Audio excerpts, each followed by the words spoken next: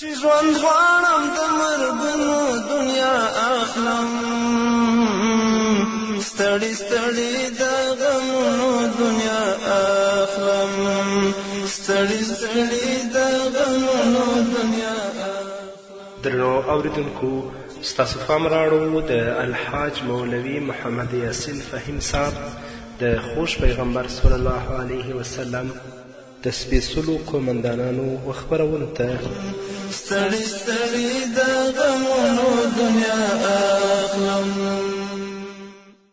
بسم الله الرحمن الرحيم. الحمد لله رب العالمين حمد الشاكرين، الصلاة والسلام على سيد الأنبياء والمرسلين سيدنا ونبينا وشفيعنا ومولانا محمد وعلى آله وأصحابه الطيبين الطاهرين. قدرمن اوریدونکو د ژوند د لارې د خپرونې مینوانو، السلام علیکم ورحمت الله وبرکاتو. ستاسو روغتیا او خوشحالي د پاک رب نه غواړم، په دې هیله چې د صحت او عافیت جامې په تن ولرئ او خوشحالي مو په برخه وي. دا دی زه محمد یاسین فهیم د ژوند د لارې د خپرونې په وړاندې کولو کې ستاسو په خدمت کې یم. زموږ د نن ورځې د خپرونې موضوع بیا هم د خوش پیغمبر خواږه قومندانان.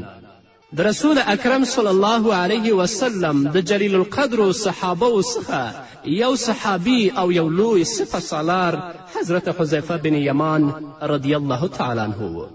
او حذیفه بن یمان هغه شخصیت و چې هغه په خپلو هلو ځلو او په خپلو مبارزاتو باندې نهادن فتح کړ.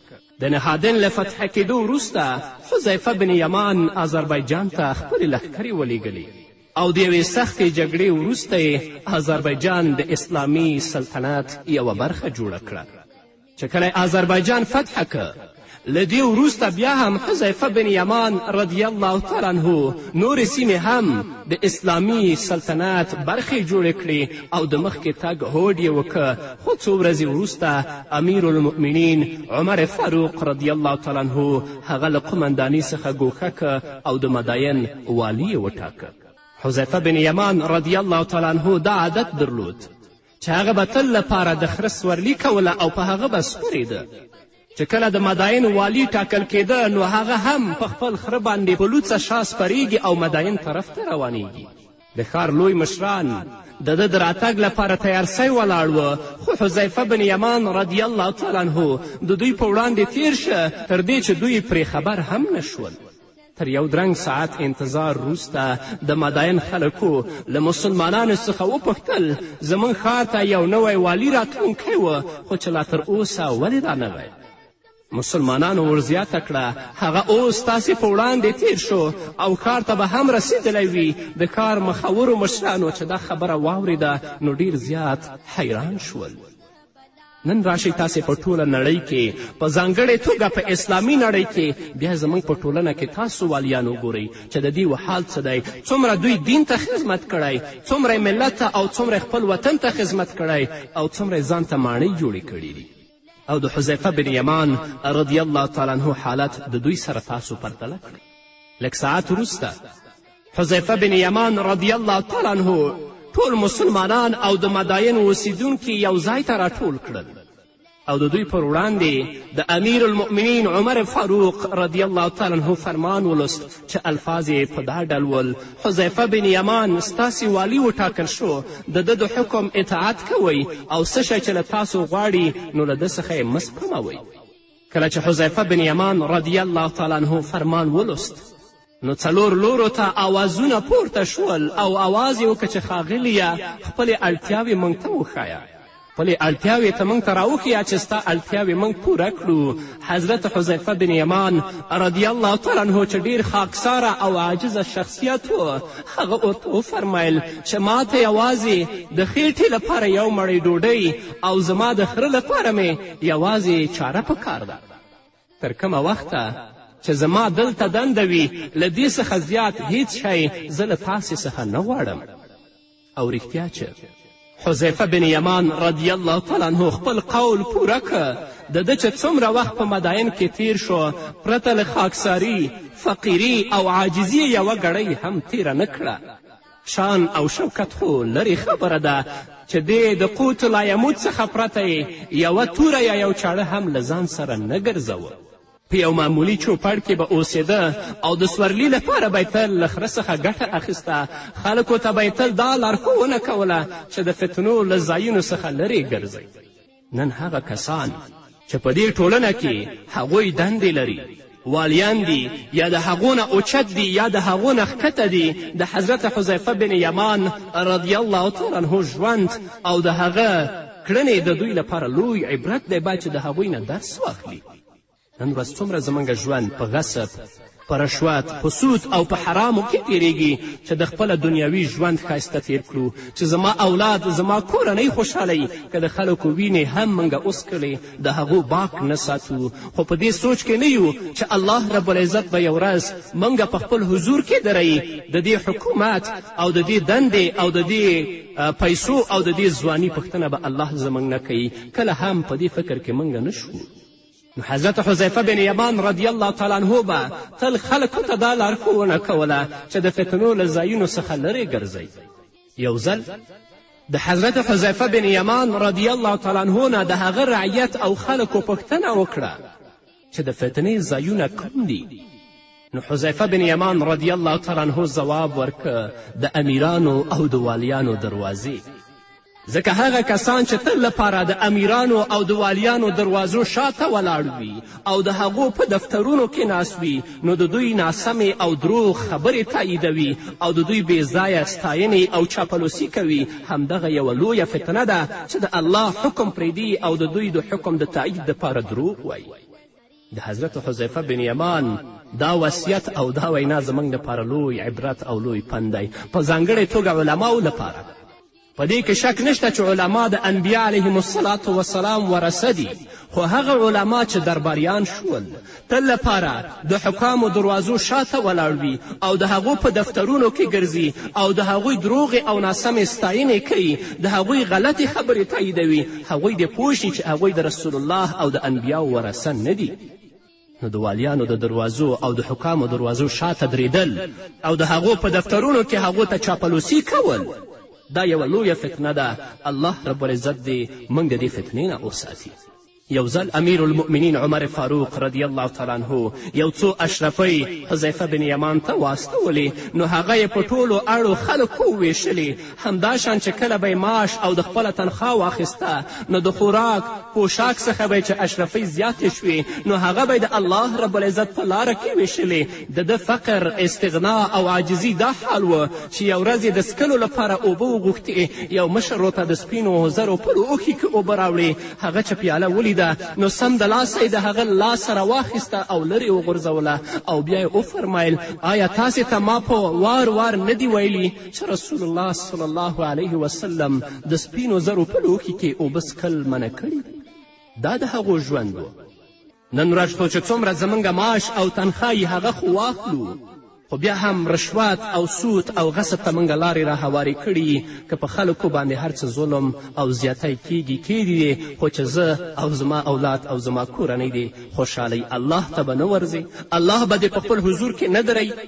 دا کم مارکیټونه یا کمې اوچتې ودانۍ چې تا جوړې کړي او کمې ځمکې دې چې د خپل غصب لاندې راوستلې، الله به درنه پوښتنه نه کوي چې دا تا د کوم ځای کړې.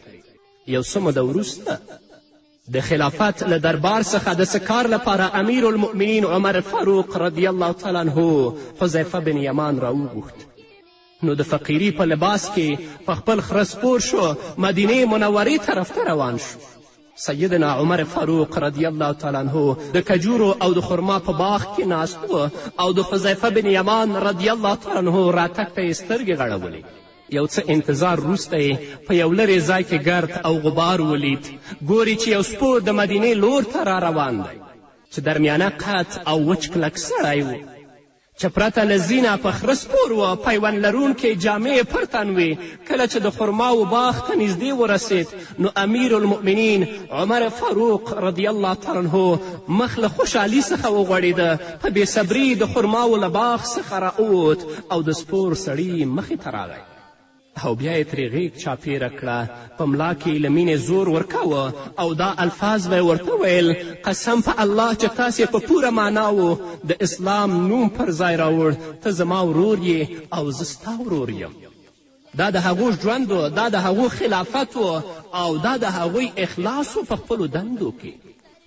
هغوی د فقراو، د مساکینو، د بېوزلو، د یتیمانو او د کونډو د درد او د غم نه باخبره ول. خپل اولاد ته به هغوی ډوډۍ نه ورکوله، په خپله به یې په خولې کې نه اخیستله، تر څو به چې د یتیمانو او د کونډو او د بېوزلو پوښتنه نه کوله.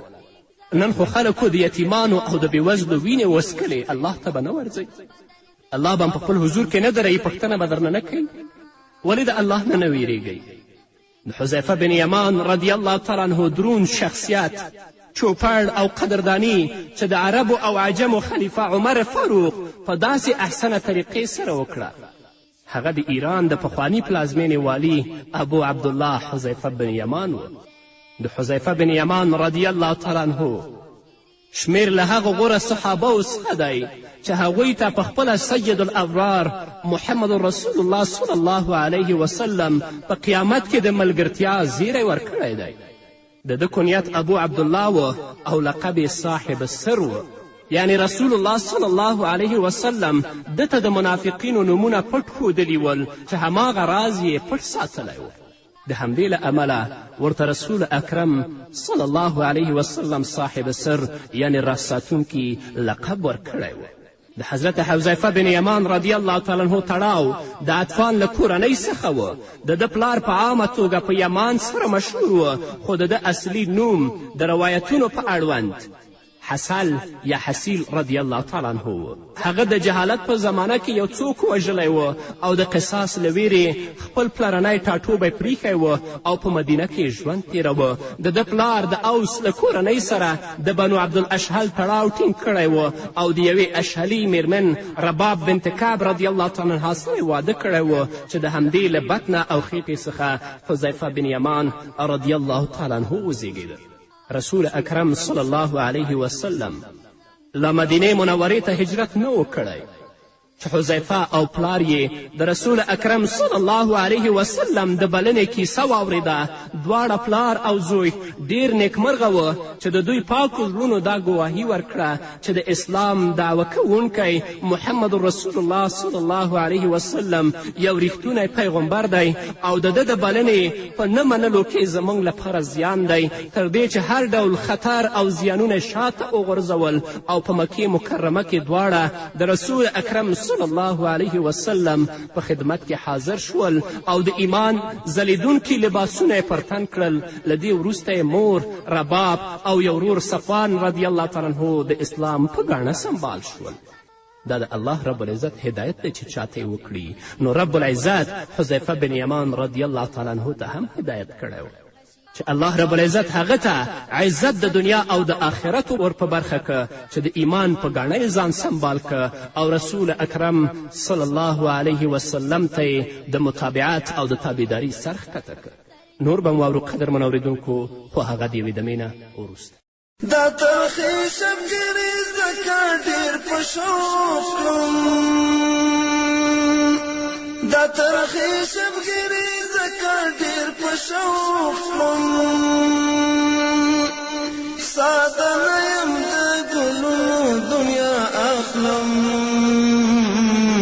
ستړي ستړي د غمونو دنیا اخلم، ساده نه یم د ګلونو دنیا اخلم، ستړي ستړي د غمونو دنیا اخلم، چې ژوند غواړم د مرګونو دنیا اخلم،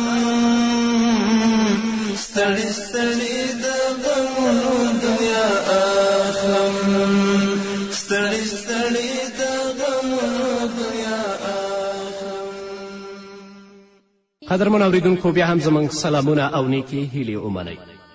د احد په غذا کې حضرت حذیفه بن یمان رضی الله تعالی عنه او د هغه پلار دواړه ډیر په شوق او په میړانه وجنګېدل.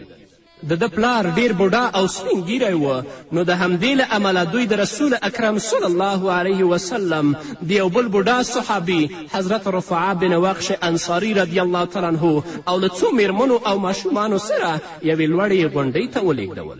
کله چې د جنگ شور او غوغا زیاته شوه نو دواړو سپینګیرو صحابه و کرامو په جوش او جذبه کې راغلل او یو بل ته یې سره وویل آخر موږ دلته بېغمه ناست یو، حال دا چې زموږ ورونه او زامن د حق په لاره کې ځانونه قربانوي. موږ خو د شمې ټیټې رڼاګانې یو، نن دی که سبا مړه کیږو به پاڅه چې د الله رب العزت په لاره کې د شهادت نیکبختیا حاصله کړو. تر دې چې دواړو تورې راواخیستې او د جنگ ډګر ته راووتل. په دې وخت کې د یو ناڅاپي لغزش له امله د مسلمانانو ترمنځ شور او غوغا رامنځته شوه. رفعه بن وقش انصاري رضی الله تعالی عنه د یو مشرک له لاسه شهید شو. خو حسیل یمان رضی الله تعالی عنه څو مسلمانانو په سهوه وواجه او شهید یې که. د دوی دا ګمان و چې نوموړی کوم یو مشرک دی. حذیفه رضی الله عنه ډېرې چیغې ووهلې ای د الله بندګانو دا زما پلار دی، خو په شور او غوغا کې هیچا د ده خبره وانه اورېده. د پلار په شهادت حذیفه ډېر خواشینه شو، خو له بخښنې څخه یې کار واخیسته ځکه دا کار مسلمانانو په سهوه کړی و. رسول الله چې له دې پیښې خبر شه نو حذیفه بن یمان ته ډاډ او دلاساینه ورکړه او دعا یې ورته وکړه او د پلار په دې جذبه یې آفرین ووایه او د شهادت د نیک بختیا زیری ورکړه. له دې وروسته رسول الله صلی الله علیه وسلم پخپله د هغه د پلار دیت ادا که. حذیفه بن یمان د دیت ټولې پیسې په مسلمانانو خیرات کړي او د ځان لپاره یې یوه پیسه هم پرې نښوده.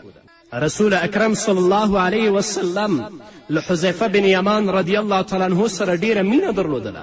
په ځینې اوزګارو وختونو کې به یې له هغه سره خبرې اترې کولې. یوه ورځ ورته رسول اکرم صلی الله علیه وسلم د لونګ اندازه ښودله نو په خپل لاس مبارک یې د هغه پنډۍ ښکل کړه. یو ځل رسول الله صلی الله علیه وسلم د یو څو کسانو ترمنځ ناست و چې حذیفه بن یمان رضی الله تعالی عنه هم په دوی کې ګډون درلود چې رسول الله صلی الله علیه وسلم یې سینې ته تکیه وهلې وه. دا د دې وجې نه چې هغه حذیفه سره ډیره مینه درلودله. د حذیفه مور حضرت رباب رضی الله عنها هم یوه نیکبخته بیبي وه.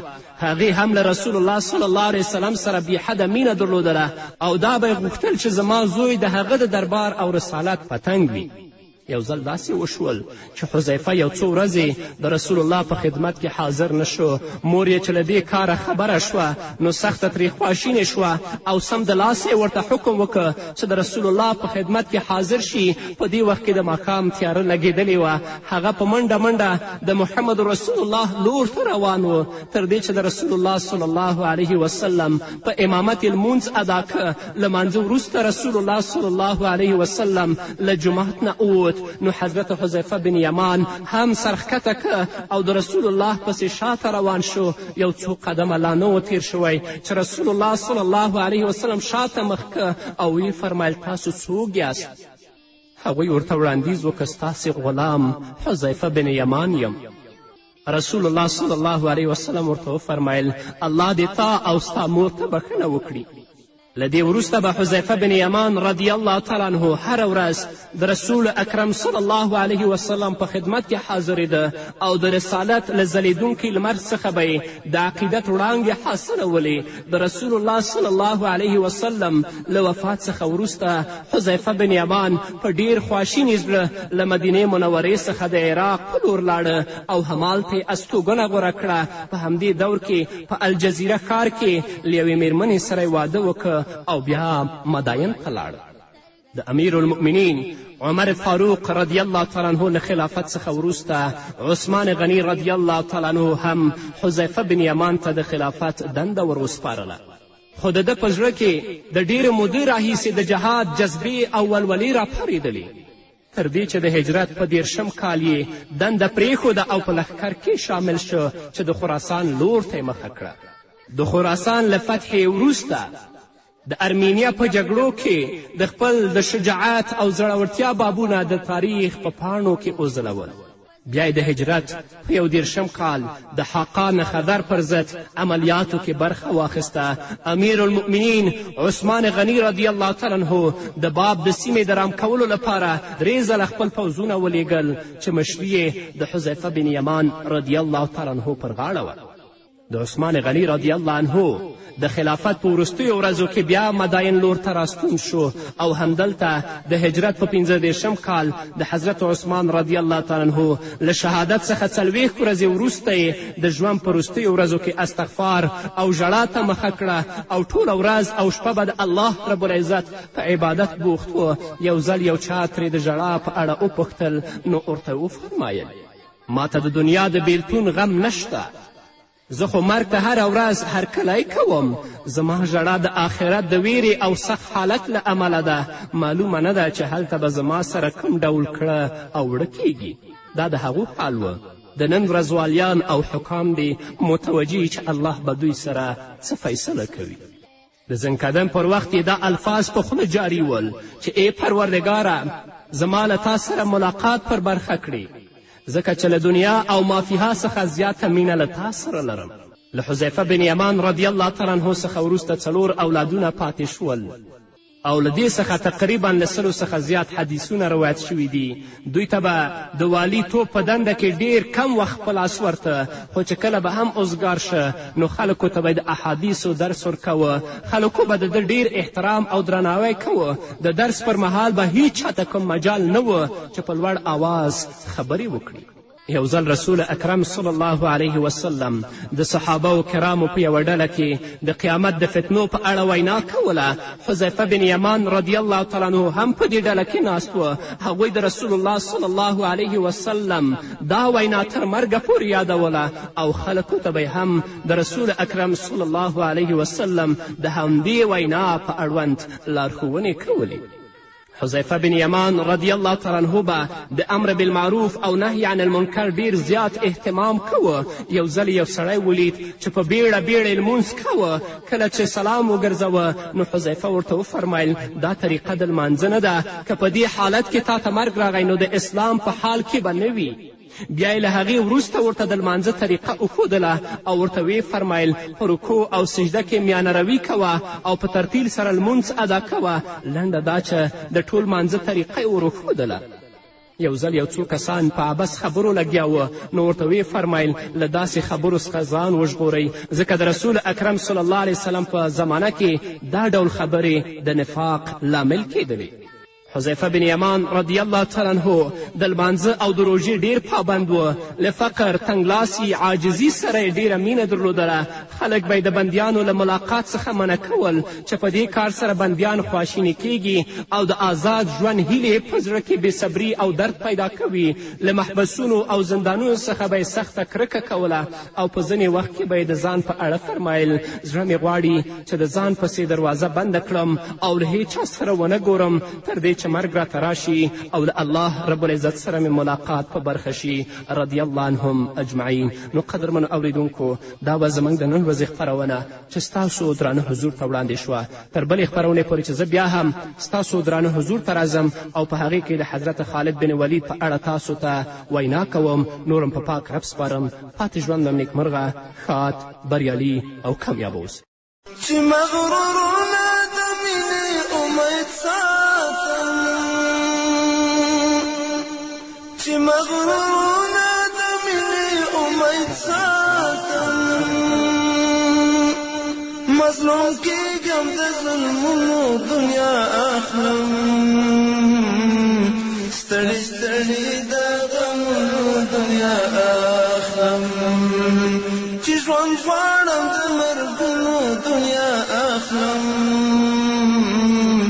ستړي ستړي د غمونو دنیا اخلم، ستړي ستړي